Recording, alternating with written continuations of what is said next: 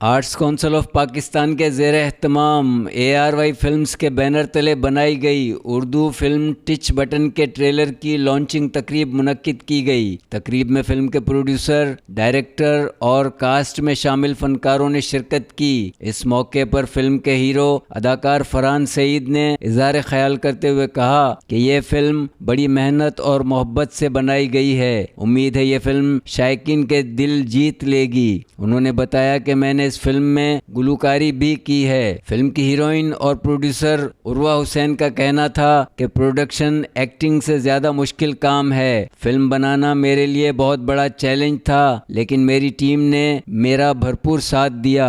امید ہے فلم ضرور کامیاب ہوگی۔ ڈائریکٹر قاسم علی مرید نے فلم کے ٹائٹل سے متعلق بتایا کہ جب دو لوگوں میں کمپیلیبلٹی ہوتی ہے تو وہ ایک دوسرے کے ٹچ بٹن ہوتے ہیں۔ فلم کا ٹائٹل یونیک ہے، یہ ایک فیملی ڈرامہ مووی ہے۔ معروف اداکار سہیل احمد نے کہا کہ اس فلم میں کام کر کے بہت مزہ آیا۔ امید ہے فلم شائقین کو پسند آئے گی۔ اس رنگا رنگ تقریب میں معروف فنکاروں اور نامور شوبز شخصیات نے بھرپور شرکت کی اور فلم کی کامیابی کے لیے نیک خواہشات کا اظہار کیا۔